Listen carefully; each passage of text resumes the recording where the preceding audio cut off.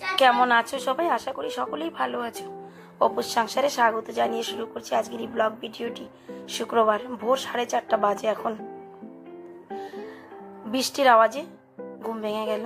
যে বৃষ্টির জন্য চাতক পাখির মতো আকাশ পানে চেয়েছিলাম, সেই বৃষ্টিটা কখন নেমেছে বুঝতেই পারিনি। বৃষ্টি হবি তো রাতেও শুরু হয়েছে। উঠে বাইরে এসে দেখি খুব বৃষ্টি, সামনেটা অনেক জল ভরে গেছে। শুয়ে পড়েছিলাম, তারপরে আবার উঠলাম। উঠতে একটু দেরি হয়ে গেছি। উঠেই ব্রাশটা হাতে করে নিয়ে ছাদে এলাম। যাই, 1-2 ফোঁটা বৃষ্টির জল গায়ে লাগিয়ে আসি। যদিও বা শরীরটা খারাপ, গলাটা ভীষণ বসে গেছে। দেখো, ভয়েসটাও ঠিক করে দিতে পারছি না। আজ কদিন থেকে গলাটা একদমই ছাড়ছে না। চেষ্টা অনেক কিছুই করছি, কিন্তু গলাটা ঠিকই করতে পারছি না। প্রচণ্ড গরম, সারাক্ষণ গা ঘামতে থাকে। আর একটু ফ্রি হলেই এসিতে এসে বসে পড়ি, তার জন্য শরীরটা ঠিক হচ্ছে না। দেখো, বৃষ্টি কিন্তু এখনো পড়ছে, ছিটাফোঁটা। তবে ভোরবেলা খুব বৃষ্টি হয়েছে। আজ বোধহয় পুরো দিল্লিটাই জলমগ্ন হয়ে আছে। কারণ দিল্লিতে বৃষ্টি হলে জল যাওয়ার তো জায়গা নেই, চারিদিকে একদম জলমগ্ন হয়ে যায়। যাই হোক, ব্রাশ করে রান্নাঘরে চলে এলাম। বিগত কিছুদিন থেকে ওর বাপি চা খায় না। সকালবেলা এসে 1 কাপ চা করতে হয়। 1 কাপ চা করাটা আমার জন্য ভীষণ কঠিন কাজ, জানো তো। আমি মাপই বুঝে উঠতে পারি না। তবে চা না খেয়ে থাকতেও পারি না, সেও একটা জ্বালা, বলো তো। যাই হোক, যেমন তেমন করে 1 কাপ চা করেই নি, কারণ খাবো তো আমি, ওর বাপি তো আর খাবে না। ভালো হলেও ঠিক, মন্দ হলেও ঠিক। ছেলেরা এখনো ঘুমিয়ে আছে, ওদের আর তুলিনি এখনো। যেহেতু স্কুল ছুটি, এই স্কুল ছুটিতে না ছেলে মেয়ের অভ্যাস খুব খারাপ হয়ে যায়, জানো তো। সকালে ওঠা একটা রুটিন, যে রুটিনটা খারাপ হয়ে যায়। চা খেয়ে চলে এলাম আমি নাস্তা বানাতে। গতকালের অনেকটা ঘুগনি বেঁচে গেছে, ফেলে দেব ভাবলাম গরম করে সকালে কাজে লাগিয়ে দিই। ওর বাপি বললো আজকে ডাল সিদ্ধ খাবে।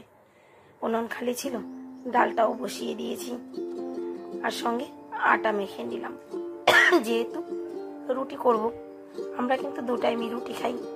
আর এদিকে রান্নার ব্যবস্থাও শুরু করে দিয়েছি। সবজিগুলো কেটে একবারে রান্না বসিয়ে দেব। আজকে আরও বাপি সবজি কাটেনি, চলে গেছে স্নান করতে।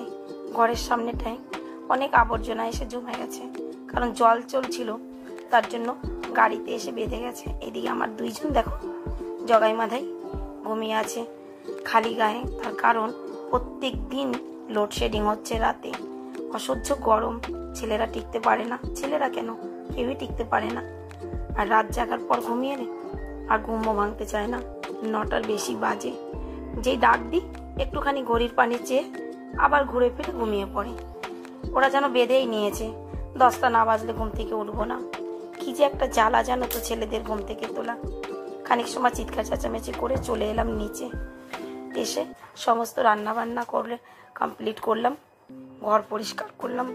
রান্না করেছি ডাল সিদ্ধ, ঘুগনিটা আছে, ভেন্ডি ভাজা, উচ্ছে আর মাছ দিয়ে সবজি।